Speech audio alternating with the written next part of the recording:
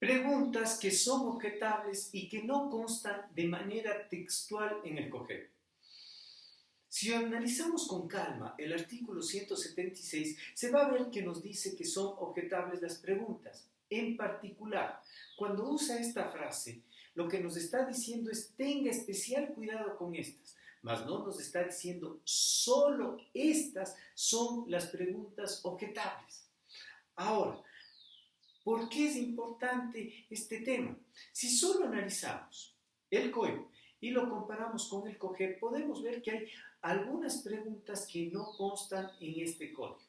Entre ellas, en este video nos vamos a ocupar exclusivamente de las preguntas repetitivas.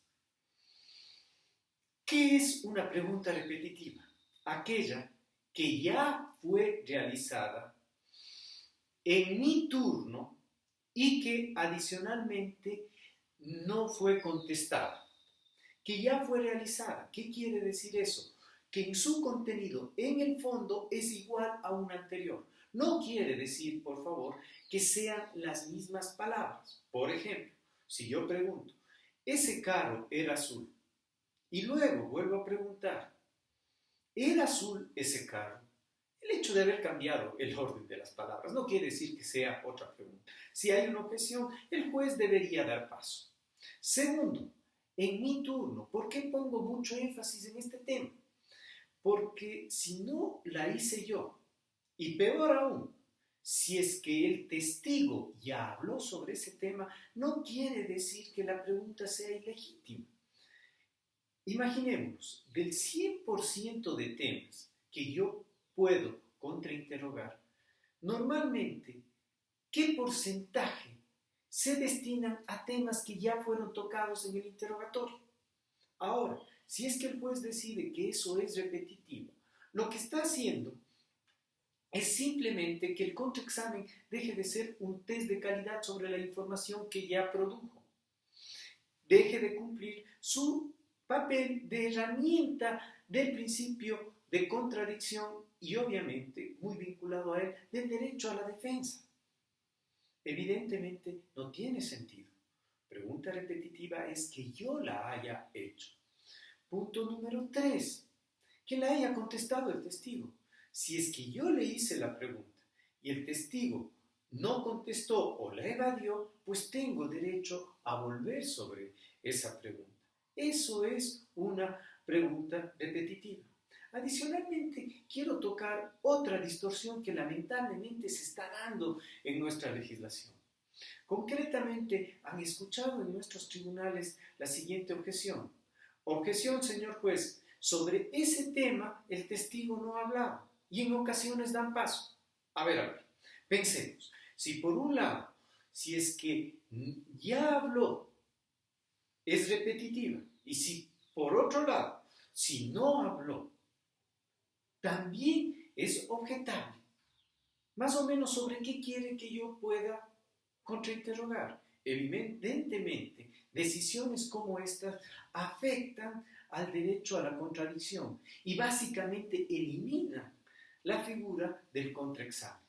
Ahora, es cierto que hay instructores norteamericanos que tocan esta objeción.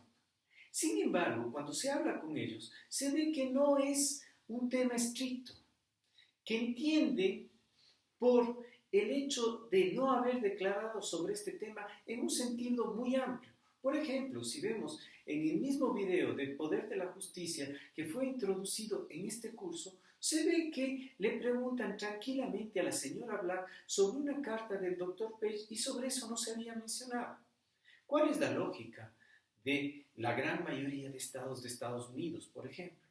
Pues que esa norma, si es que existe, en otros casos no existe, debe entenderse en un sentido amplio, no como entendemos nosotros las normas que es como reglas. Entonces, es plenamente vigente. Esta diferencia de concepción de las normas es lo que ha llevado a que en Latinoamérica no hayamos incluido este tipo de objeciones. ¿Por qué? Porque realmente no es necesaria. ¿Cuándo no debería pasar? Pues cuando es un tema distinto, totalmente diferente y que no guarda repercusión al caso, entonces sería impertinente. ¿Cómo?